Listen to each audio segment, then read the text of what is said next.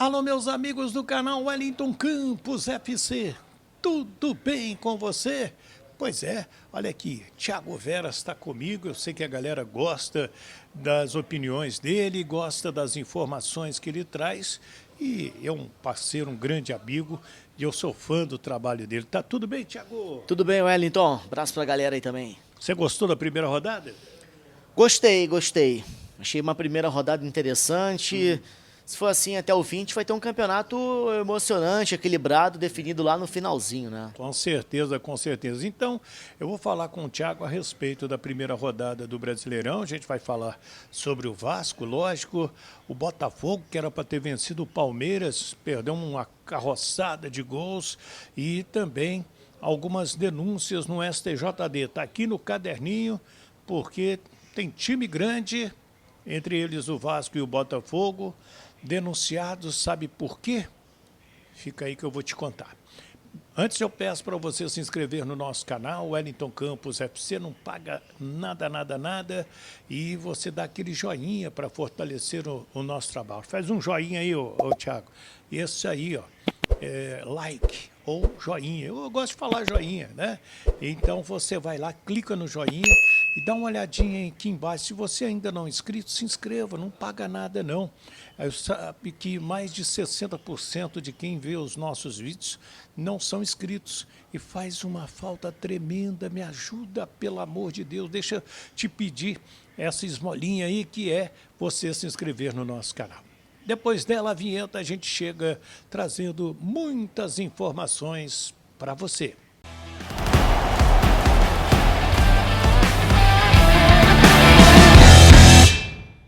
Muito bem, minha gente. Então vamos lá.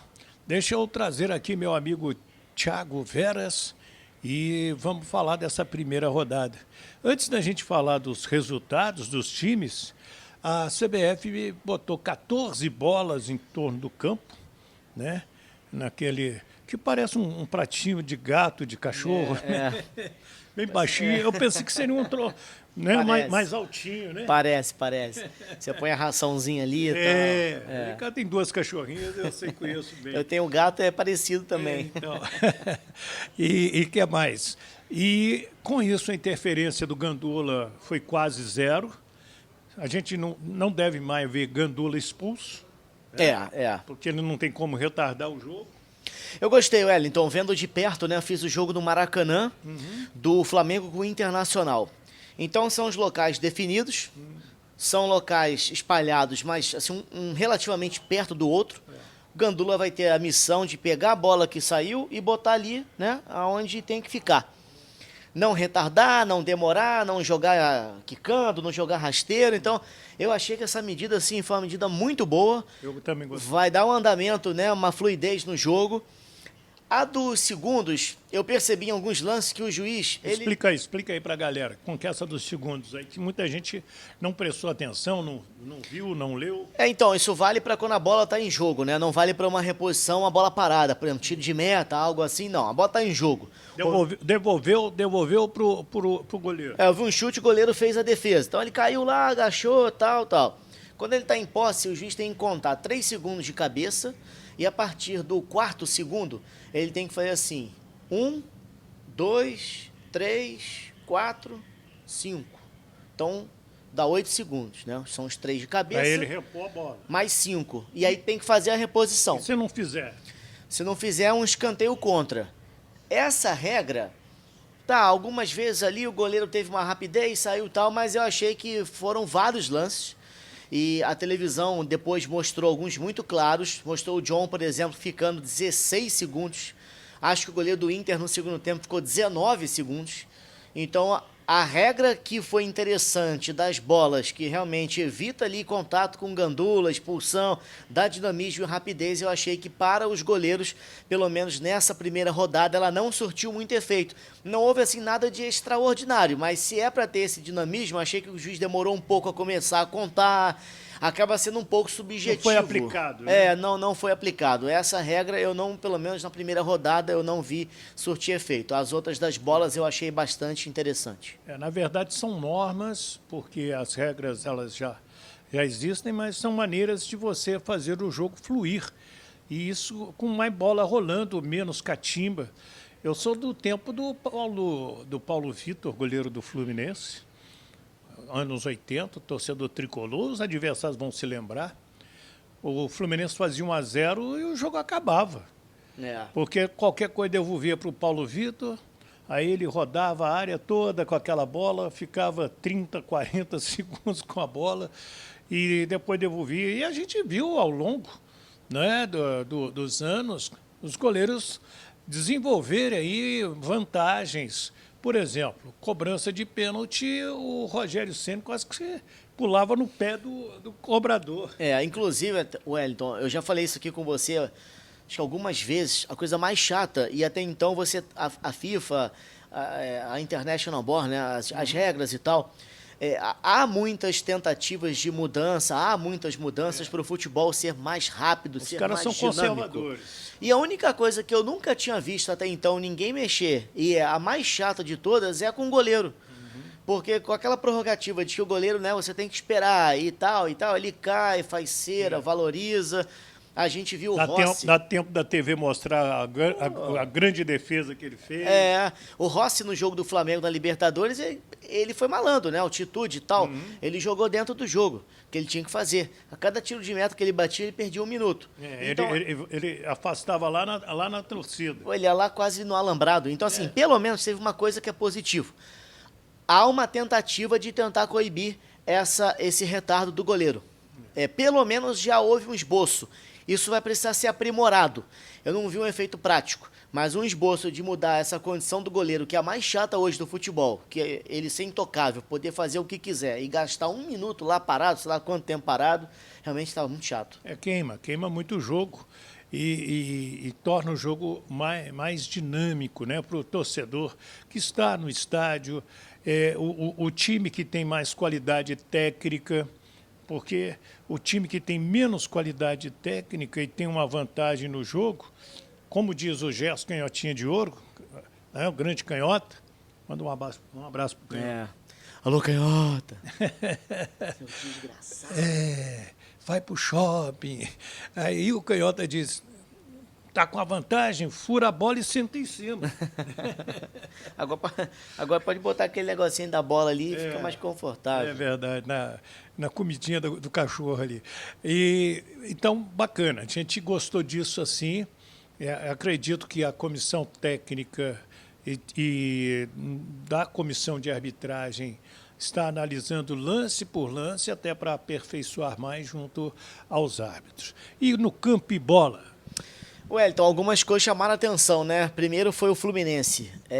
Em 15 minutos, o Mano já teve que trocar o time, tirou o Serna, o cara saiu chorando, entrou o Lima, treinou de uma maneira, jogou de outra, reconheceu que foi surpreendido pela escalação do Fortaleza. Com 13 minutos, né? 10 minutos, enfim, já estava 2-0, o jogo já foi para o espaço para o Fluminense. É igual o Ceará e Bragantino. O Ceará já fez 2-0 lá em Bragança, 2-0.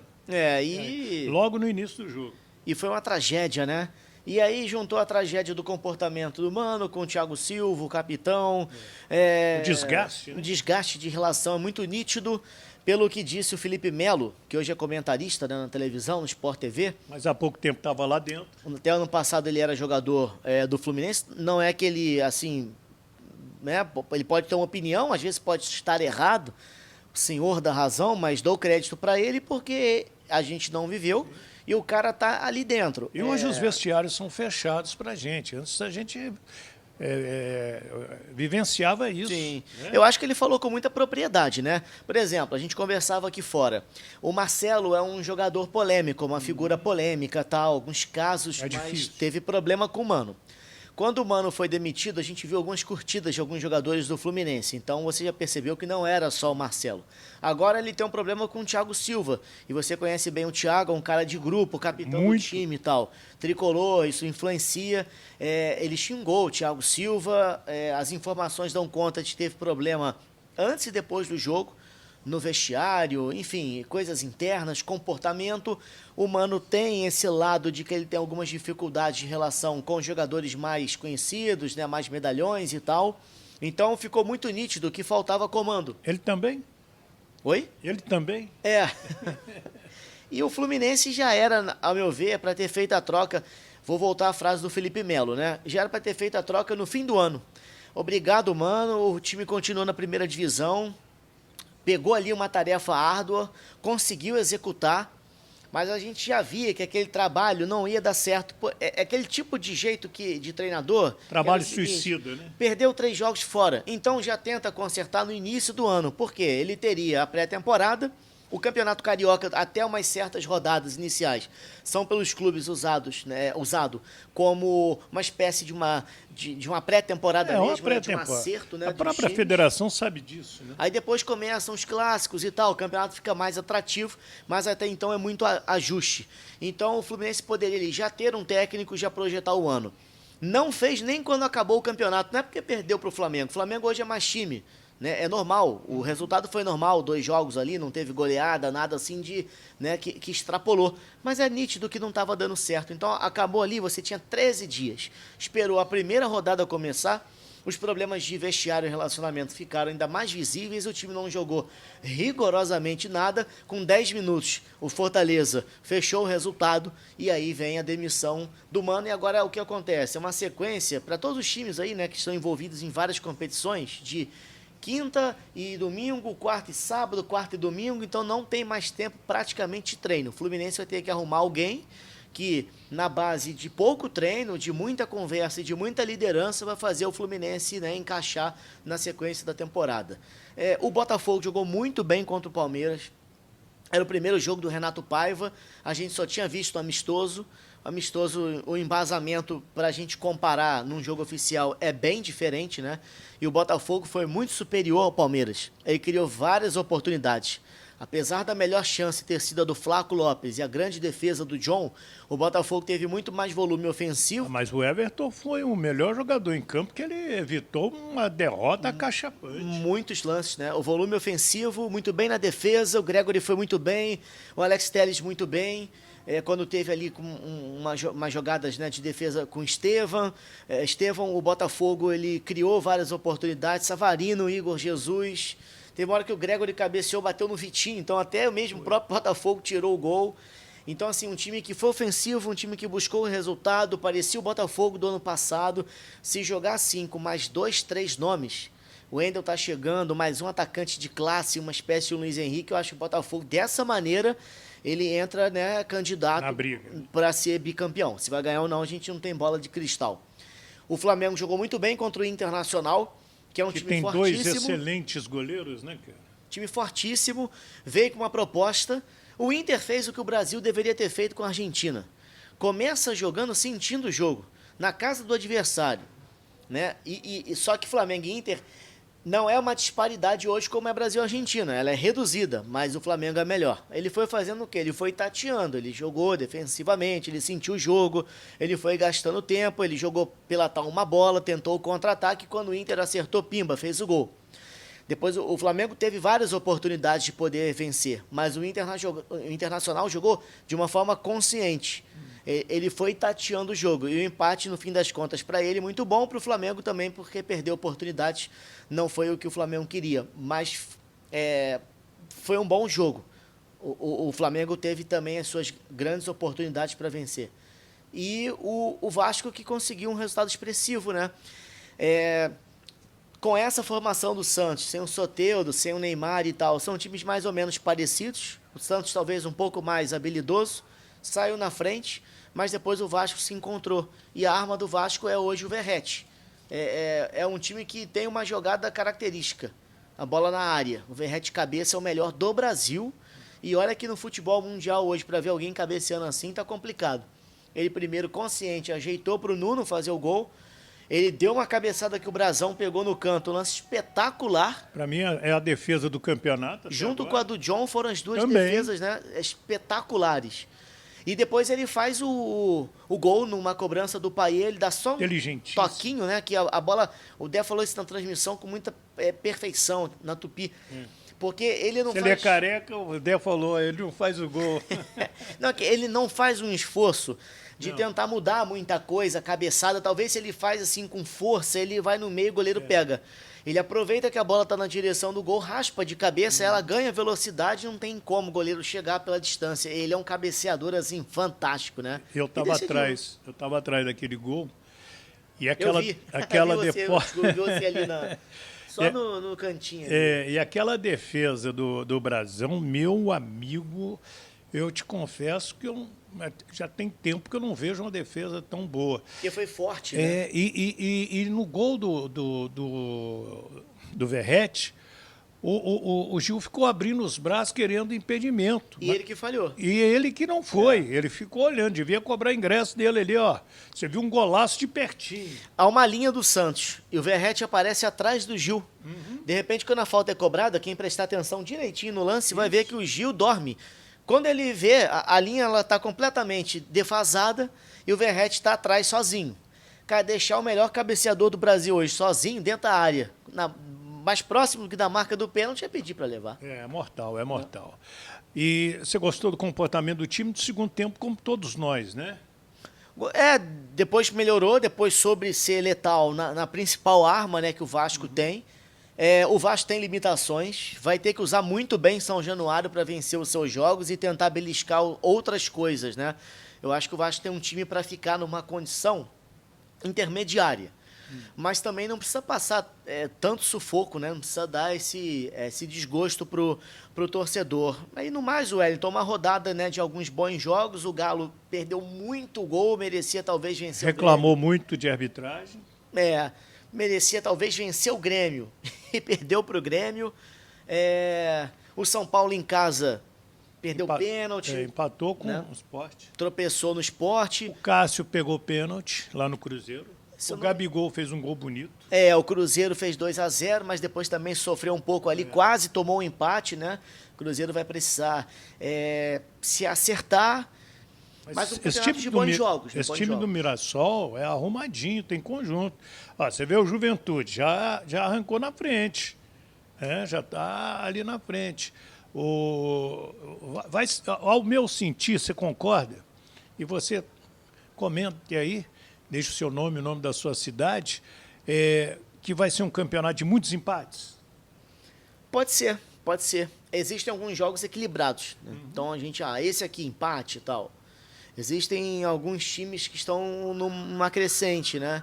Eu acho que tende a ser um campeonato bem equilibrado, pode ter sim esse alto número de empates. E aí, o que você acha? Né? Você gostou da primeira rodada? Gostou da dinâmica do jogo?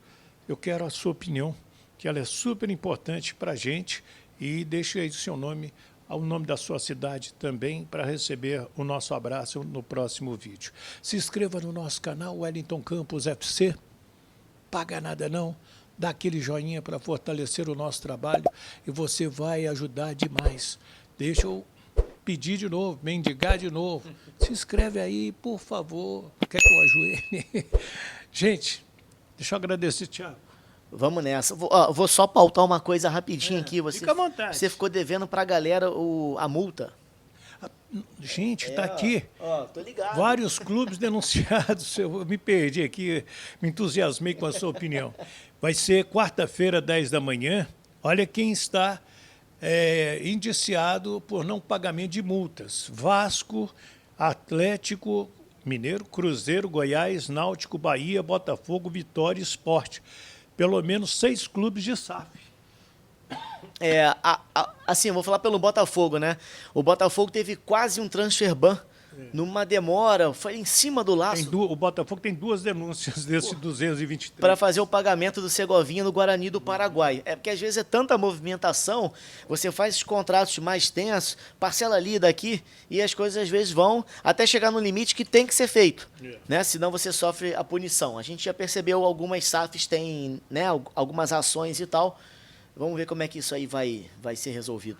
Maravilha. Então, com essa palhinha aqui, me lembrou, deixa eu agradecer o Thiago por tudo isso aí.